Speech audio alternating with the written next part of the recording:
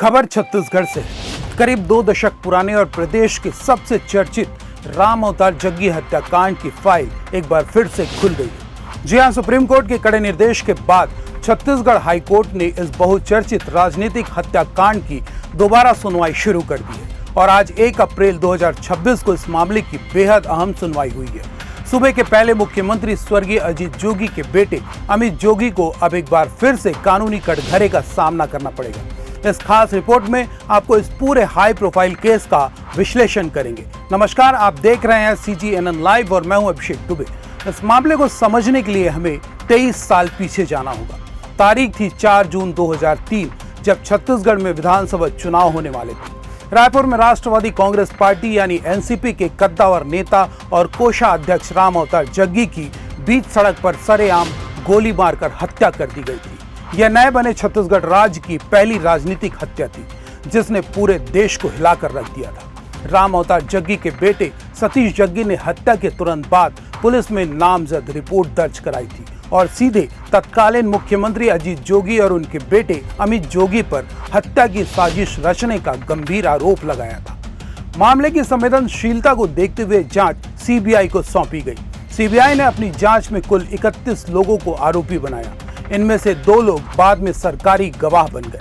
लंबी कानूनी प्रक्रिया के बाद 31 मई 2007 को रायपुर की विशेष CBI अदालत ने 28 आरोपियों को तो उम्र कैद की सजा सुनाई, लेकिन मुख्य आरोपी अमित जोगी को सबूतों के अभाव में बाइज्जत बरी कर दिया गया। इसके बाद CBI और मृतक के बेटे सतीश जग्गी ने हाई कोर्ट में अपील की, लेकिन 2011 में देरी का हवाला देकर हाई कोर्ट ने उस अपील को खारिज कर दिया। लेकिन जग्गी परिवार ने हार नहीं मानी।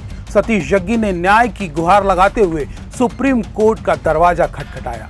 अब इतने सालों बाद सुप्रीम कोर्ट ने एक ऐतिहासिक फैसला लेते हुए CBI की अपील को मंजूर कर ली है और हाई कोर्ट को निर्देश दिया है कि इस केस को मेरिट के आधार पर दोबारा सुना जाए। सुप्रीम कोर्ट का स्पष्ट मानना है कि राजनीतिक हिंसा से जुड़े इतने गंभीर आपराधिक मामलों को सिर्फ प्रक्रिया में हुई देरी के आधार पर खारिज नहीं किया जा सकता। सुप्रीम कोर्ट के इसी आदेश के बाद बिलासपुर हाई कोर्ट के चीफ जस्टिस रमेश सिन्हा की डिवीजन बेंच ने केस को रीओपन कर दिया है। 1 अप्रैल के अहम सुनवाई में CBI, राज्य सरकार और सतीश जग्गी के साथ साथ अमित जोगी को भी अपना पक्ष रखने का मौका दिया गया है। कानूनी जानकारों का मानना है कि केस रीओपन होने के बाद अमित जोगी तकनीकी रूप से दोबारा आरोपी बन गए हैं और उन्हें नई जमानत भी लेनी पड़ सकती है। वहीं दूसरी ओर इस पूरे घटनाक्रम पर अमित जोगी ने भी अपनी प्रतिक्रिया दी है। अमित जोगी ने कहा कि उन्हें 2007 में ही ससम्मान बरी कर दिया गया था। उन्होंने न्यायपालिका पर पूरा भरोसा जताते हुए कहा कि उन्हें ईश्वर पर विश्वास है और अंत में सत्य की ही जीत होगी।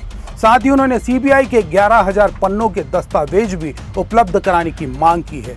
तो 2 दशक बाद जग्गी हत्याकांड की फाइल दोबारा खुलने से छत्तीसगढ़ की राजनीति में क्या नया मोड़ आएगा? क्या सतीश जग्गी को 23 साल बाद उनके पिता की हत्या का पूरा न्याय मिल पाएगा? आपकी इस पूरे मामले पर क्या राय है? अपनी राय हमें कमेंट सेक्शन में जरूर लिखकर बताएं। अगर आपको यह विश्लेषण पसंद आया हो तो इस वीडियो को लाइक करें, शेयर करें और छत्तीसगढ़ की हर बड़ी खबर के लिए हमें सब्सक्राइब जरूर करें।